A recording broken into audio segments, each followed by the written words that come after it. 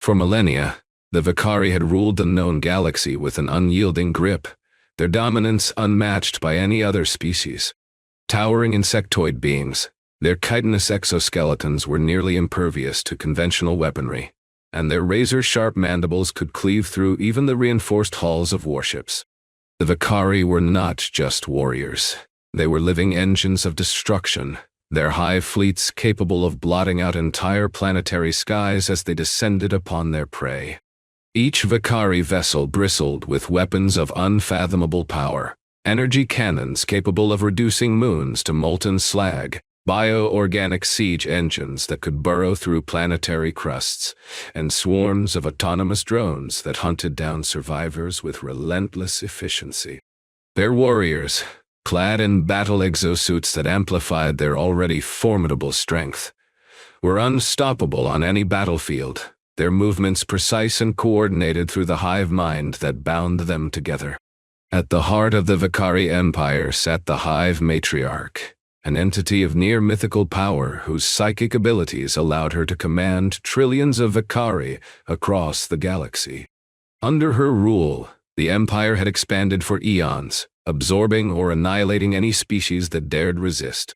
Their conquests were so routine, so assured, that they had become almost mechanical, victory declared before the first shot was fired. Newly discovered civilizations inevitably fell into submission, their leaders either kneeling before the Vekari or vanishing in the void. This was the natural order of the galaxy, as immutable as the stars themselves. Yet in the outermost reaches of the galactic spiral, a signal disrupted the Vekari's complacency. A primitive transmission, barely more than a whisper in the void, reached the outermost outposts of the Empire. Initial scans dismissed it as inconsequential. Radio waves, crude sublight propulsion, and rudimentary attempts at faster-than-light communication.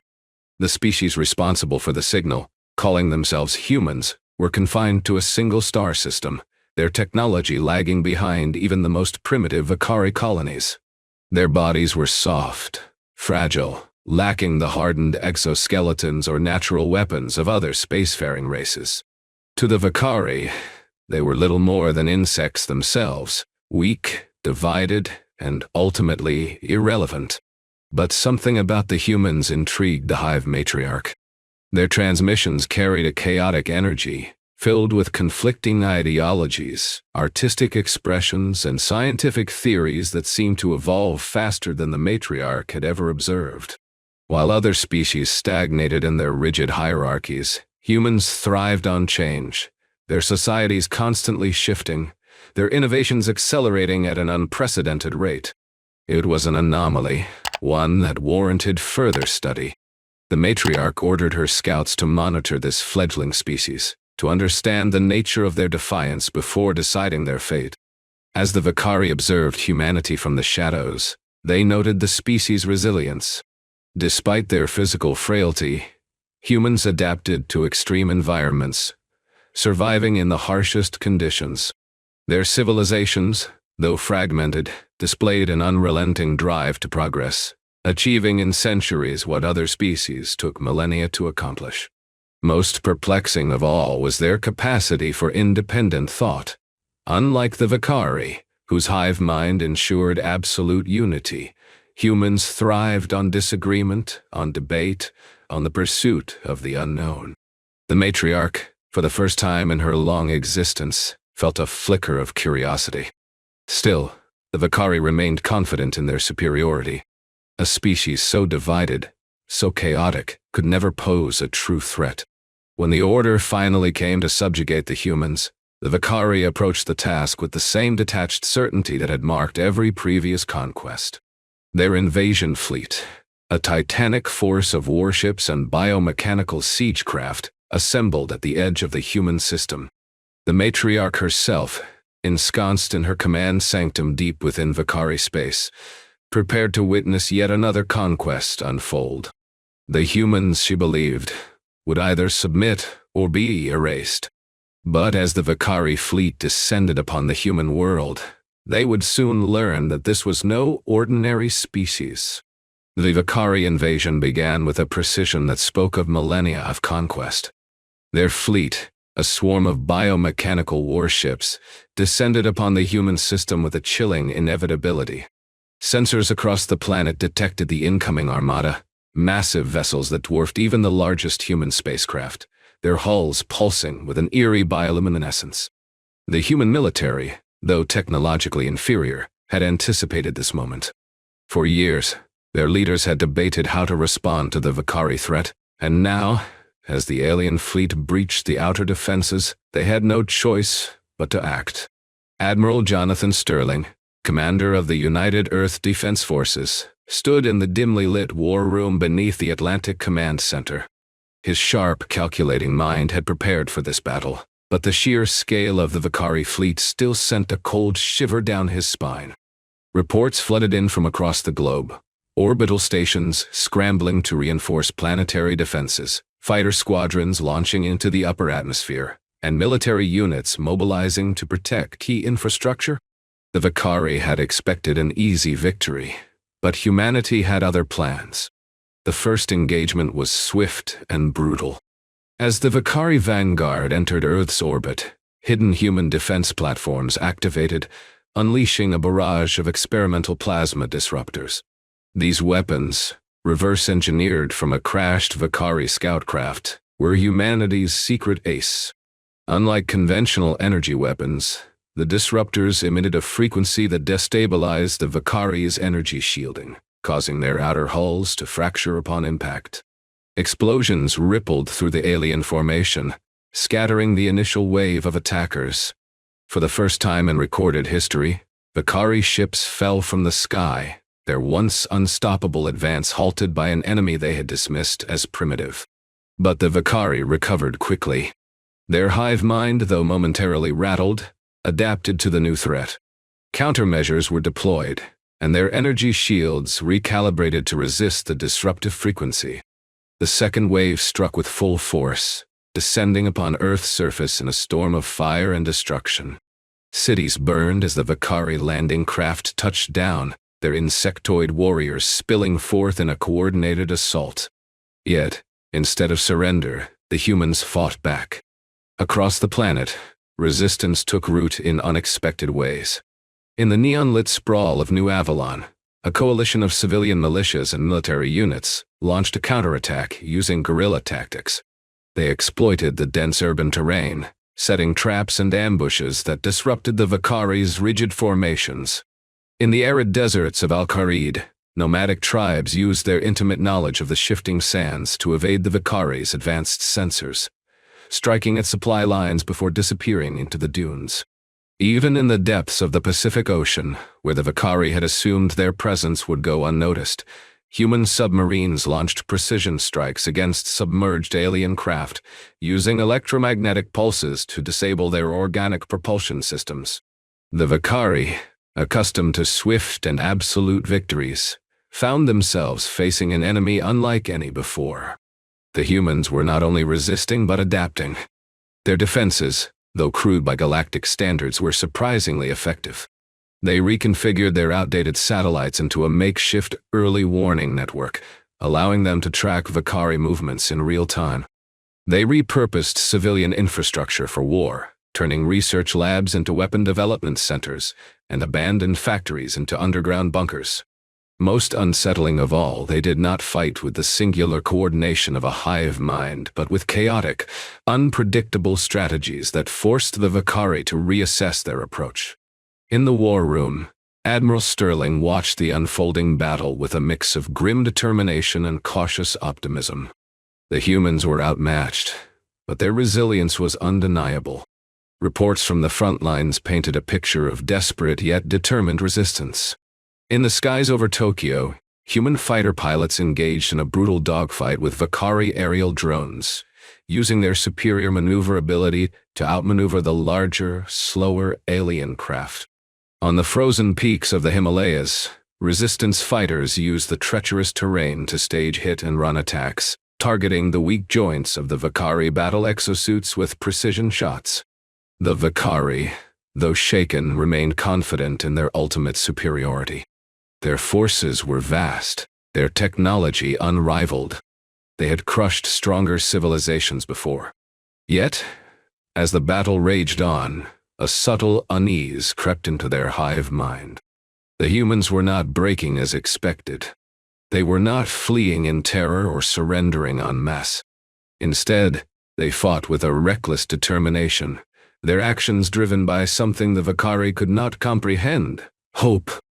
The hive matriarch, observing the war unfold from her sanctum, felt the first tremors of uncertainty in her mind. The humans were not behaving as prey. They were fighting like predators, like beings unwilling to accept their place in the cosmic hierarchy. For the first time in her long reign, she hesitated. The war had only just begun, but something was different. Something was wrong. As the Vekari regrouped, humanity seized the fleeting advantage granted by their initial resistance. In the ruins of what had once been the European Research Institute, a team of scientists led by Dr. Stephanie Hayes worked feverishly to refine the plasma disruptors that had disrupted the alien fleet's energy shielding. Stephanie, a brilliant but unorthodox physicist, had spent years studying the remnants of the crashed Vekari scout ship. Her research had revealed a critical flaw in the aliens' energy containment systems, an instability that could be exploited with the right frequency modulation. Now, with the war escalating, her findings had become humanity's greatest hope. Within days of the first battle, Stephanie and her team had developed a prototype of a portable disruptor array capable of projecting the destabilizing frequency across a wider range. Unlike the massive orbital platforms that had been used in the initial engagement, these new devices could be deployed on the ground, allowing human forces to neutralize Vekari weaponry in real time. The United Earth Defense Forces wasted no time in integrating the technology into their front lines. Mobile units equipped with disruptors were dispatched to key battle zones, hidden beneath the rubble of destroyed cities and deployed in remote strongholds. When the Vekari launched their next assault, they were met with an unexpected reversal. The second wave of Vekari landings targeted the industrial heartlands of Eurasia, where human manufacturing centers were hastily converting civilian infrastructure into war production facilities. The aliens descended upon the region in overwhelming numbers, confident that their superior firepower would crush any remaining resistance. But as their war machines activated, the disruptor arrays came online, sending out pulses that scrambled the Vekari's energy fields. Plasma cannons sputtered and failed, battle exosuits momentarily lost their coordination, and their hive mind faltered. In the chaos, human forces launched a counteroffensive, striking at the disoriented Vekari with a level of precision the aliens had never encountered. Meanwhile, in the underground laboratories of the Pacific Command Center, another breakthrough was emerging. A group of engineers had reverse-engineered Vekari communication relays, discovering that their hive mind operated on a layered psychic network that transmitted data instantaneously across vast distances. This revelation sparked an audacious plan, one that would turn the Vekari's greatest strength into their greatest weakness. Commander Ravi Nair, a former cyber warfare specialist turned field operative, spearheaded the development of a new infiltration system. Dubbed Project Echo, the initiative aimed to create a backdoor into the Vekari's neural network, allowing human forces to intercept and manipulate their transmissions. The risks were immense. Any misstep could expose Earth's command structure to the Hive Matriarch's psychic reach. But the potential rewards were too great to ignore. As Ravi's team worked to refine the technology, the Vekari adapted to the disruptors. Their engineers recalibrated their shielding protocols, introducing redundancy systems that could shift frequencies to counteract the destabilizing pulses. The alien warships, once vulnerable, now returned to their former dominance, forcing human forces to retreat to more fortified positions. But even as the Vekari regained control, the seeds of doubt had already been planted. Then came the first successful test of Project Echo. A captured Vekari relay, now modified with human-made neural emitters, pulsed with new life as Ravi and his team fed false data into the Hive network. The Vekari, accustomed to absolute unity, found themselves receiving conflicting orders. Some units hesitated, uncertain of their directives, while others engaged in uncoordinated assaults that played directly into human defenses. The confusion spread like wildfire, forcing the Hive matriarch to issue emergency corrections, but the damage was done. Humanity had found a way to disrupt the aliens' perfect synchronization. Yet, the most shocking development came not from human ingenuity, but from within the Vekari themselves. A rogue faction, cut off from the hive mind due to the interference, began to exhibit signs of independent thought. One such individual, a Vekari warrior known as Khoris, broke from his unit and made contact with human forces in the ruins of what had once been the city of Lagos. He offered intelligence, battle formations, weaknesses in their energy shielding, and insights into the Hive's command structure. Admiral Sterling, wary but intrigued, authorized a covert meeting with Khoris. The Vekari defector, though still bound by his species' instincts, spoke with a clarity and autonomy that defied everything the humans had understood about the hive mind. He described the growing fractures within the Vekari hierarchy, the increasing instances of warriors questioning orders, and the growing instability in the hive matriarch's control. "The hive is breaking," Khoris admitted, his mandibles twitching with uncertainty. "Your defiance has awakened something in us." The implications were staggering. If the Vekari's hive mind was vulnerable to disruption, then their entire empire, built upon perfect unity, was at risk. Dr. Stephanie Hayes theorized that the interference from Project Echo, combined with the psychological impact of human resistance, had triggered a cascade effect within the Vekari's neural network. Their rigid structure, so long unchallenged, was beginning to unravel. As humanity absorbed this revelation, the Vekari launched their next offensive. Their forces, now more cautious, deployed countermeasures to mitigate the effects of the disruptors and the neural interference. But the humans had learned from their earlier successes. Cities that had once been easy targets now became fortresses of resistance, their defenders using the terrain to their advantage. In the jungles of South America, indigenous warriors employed ancient ambush tactics to strike at Vekari patrols, using poisoned spears that seeped into the alien exosuits' joints. In the frozen tundras of Siberia, human and Vekari defectors worked together to sabotage key supply lines, crippling the invaders' ability to maintain their foothold. The tide of the war was shifting. The Vekari, once invincible, now found themselves facing an enemy that refused to be conquered. Their hive mind, once their greatest asset, was becoming a liability as more warriors began to question their orders. The hive matriarch, sensing the growing instability, attempted to reinforce her psychic grip, but the damage had already been done. Humanity, though still vastly outnumbered, had found a way to fight back. The war was far from over, but for the first time the Vekari were no longer certain of victory. The turning point in the war came with humanity's most audacious operation yet, Operation Eclipse, a coordinated offensive aimed at crippling the Vekari's command structure and severing their supply lines. Unlike previous battles where Earth's forces had fought defensively, this time they would take the initiative, striking at the heart of the alien armada before it could fully adapt to their tactics. The plan was simple in theory, but perilous in execution. Dr. Stephanie Hayes' disruptor arrays, now refined and miniaturized, would be deployed in strategic locations across the battlefield, targeting key Vekari vessels to destabilize their energy shielding. At the same time, Commander Ravi Nair's Project Echo had evolved beyond mere interference. His team had developed a method to inject false data directly into the Vekari's hive network, creating confusion among their forces. The final component was the human fleet, a hastily assembled armada of retrofitted civilian ships, experimental prototypes, and salvaged alien tech, all coordinated under the leadership of Captain Christine Fletcher, a former deep space explorer turned war hero. The mission began with a daring infiltration of the Vekari's central command vessel, the Nexus, a colossal biomechanical flagship hovering in Earth's orbit, its pulsating core radiating psychic energy that sustained the hive mind's cohesion. Captain Fletcher and her elite strike team, composed of seasoned soldiers and rogue Vekari defectors like Khoris, boarded the Nexus using a stolen alien transport craft.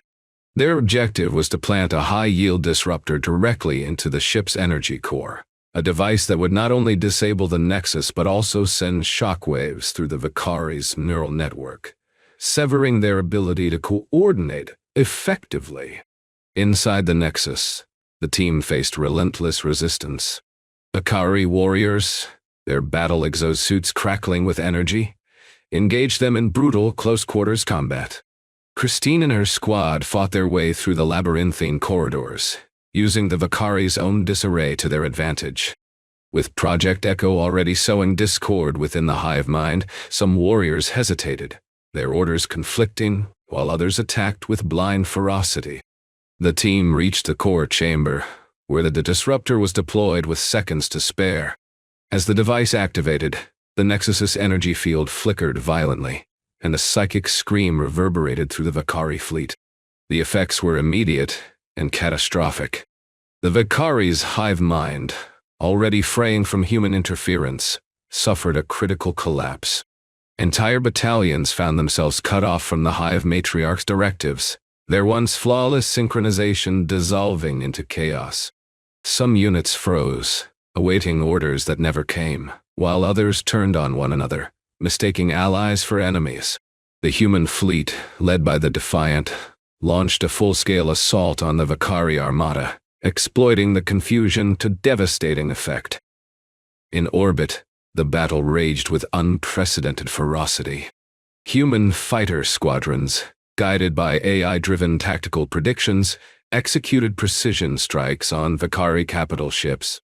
The disruptor arrays, deployed across Earth's surface, created localized energy fields that nullified the aliens' shielding, allowing human forces to target their vulnerable systems. On the ground, resistance fighters launched simultaneous offensives against Vekari strongholds, using stolen battle exosuits and repurposed alien weaponry to push back against the invaders. The Vekari, for the first time in their history, found themselves on the defensive. Their once unstoppable war machine faltered as individual units struggled to adapt without the guiding hand of the hive mind. Some warriors, newly freed from the collective consciousness, fled the battlefield entirely, while others, bound by instinct, fought with desperate intensity. The Hive Matriarch, sensing the collapse of her dominion, attempted to reassert control, but the damage was irreversible. In the heart of the Pacific Command Center, Admiral Sterling watched the unfolding chaos with a mix of awe and determination. The humans had done the impossible. They had not only resisted the Vekari, but had turned the tide of war. Yet he knew this was not the end. The Vekari were still a formidable force, and their leaders would not surrender easily. The next phase of the conflict would determine the fate of Earth. As the battle reached its peak, a final gambit was deployed. The Defiant, now damaged but still operational, initiated a suicide run on the Nexus's core. Christine Fletcher, aware of the risks, led the charge herself, guiding the ship through the Vekari's desperate defenses. As the Defiant collided with the Nexus, the disruptor reached maximum output, unleashing a wave of energy that surged through the hive mind. The psychic backlash was immense. Vekari warriors across the battlefield collapsed, their neural pathways overwhelmed by the sudden severance from the collective. The Nexus erupted in a blinding explosion, its destruction marking the definitive fracture of the Vekari's once unified command. With their leadership in disarray and their forces scattered, the Vekari began to retreat. Their warships, now vulnerable without centralized coordination, were picked off by human forces. The remaining ground troops, cut off from reinforcements, either surrendered or fled into the wilderness, their once imposing presence reduced to desperate remnants. For the first time in their history, the Vekari were not conquerors. They were refugees in a war they had assumed they would win. As the smoke cleared over Earth's battle-scarred cities, humanity celebrated its first decisive victory. Yet, even in triumph, the leaders knew the war was far from over. The Vekari Empire, vast and sprawling, would not fall overnight. But now, for the first time, Earth had the upper hand. The path to victory had been forged, and the humans were ready to take the next step. The war had ended, but the battle for peace had only just begun. As the dust settled over Earth's battered cities, the first rays of a new era pierced through the wreckage. The Vekari, once the undisputed rulers of the galaxy, had suffered a defeat so profound that their very existence was thrown into question. Their hive mind, fractured beyond repair, left countless warriors stranded in a state of cognitive dissonance, no longer bound by the collective will of the hive matriarch. Some succumbed to panic, unable to function without the guidance of the hive, while others embraced their newfound independence, questioning the very nature of their existence. In the ruins of what had once been the Pacific Command Center, Admiral Jonathan Sterling and Dr. Stephanie Hayes stood before a gathering of world leaders, military officials, and alien defectors. The war had united Earth's fractured governments in ways no diplomat or statesman had ever managed. Now, with the Vekari fleet in disarray, the question was no longer how to survive, but how to shape the future. The hive matriarch, though still alive aboard a surviving command vessel, was no longer the omnipotent force she had once been. Her psychic grip on the Vekari had weakened, and for the first time in millennia, she faced dissent within her own ranks. Khoris, the rogue Vekari who had aided humanity, now led a growing faction of warriors who had broken free from the hive mind's control. They called themselves the Shattered, a name that spoke to their fractured origins and uncertain future. Unlike the rigid hierarchy of the Vekari Empire, the Shattered sought something new, something the hive had never allowed: autonomy. Negotiations between humanity and the remnants of the Vekari forces were tense. The hive matriarch, still powerful but shaken, issued a call for ceasefire, but her authority was no longer absolute. Many of her warriors ignored her command, either too lost in their newfound individuality or too enraged by the defeat to accept peace. Admiral Sterling, knowing that a fragile truce was better than an endless war, agreed to meet with the matriarch on neutral ground, a desolate moon orbiting Earth, once a research outpost, now repurposed as a temporary peace summit. The meeting was historic. For the first time, a human and a Vekari leader stood as equals. The matriarch, her once imposing presence dulled by the weight of her defeat, acknowledged the resilience of the humans. "You have done what no species has before," she admitted, her voice a resonant hum that echoed through the chamber. "You have broken the hive. You have forced us to think." Sterling, ever the strategist, did not celebrate. He knew that peace was not guaranteed. "We fought to survive," he replied. "But now we must decide what comes next.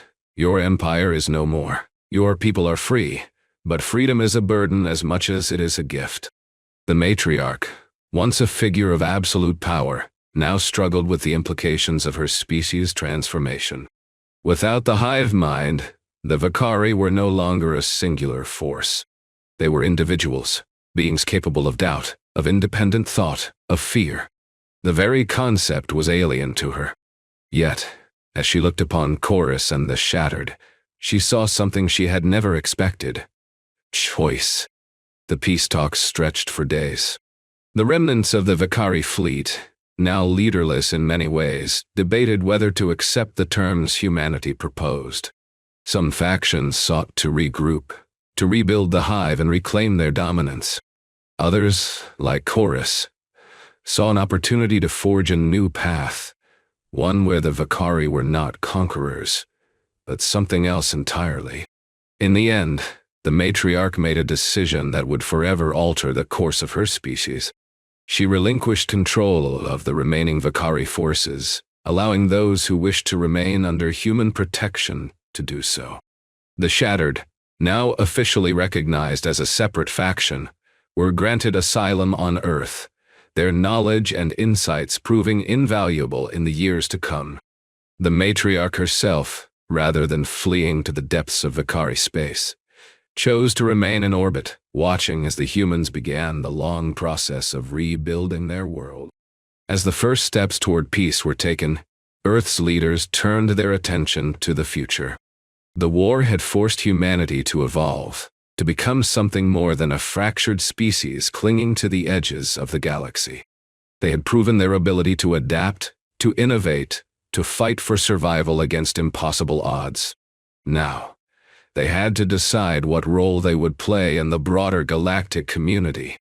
The United Earth Council, a coalition of former rival nations now bound by a common purpose, debated their next course of action. Some advocated for isolation, fearing that further contact with alien species would only bring more war. Others pushed for expansion, arguing that humanity had earned its place among the stars and should seize the opportunity to claim a new empire of its own. But Sterling, Hayes, and the other leaders who had fought in the war knew that neither extreme was the answer. Instead, they proposed a new path. Earth would not become a conqueror, nor would it retreat into obscurity.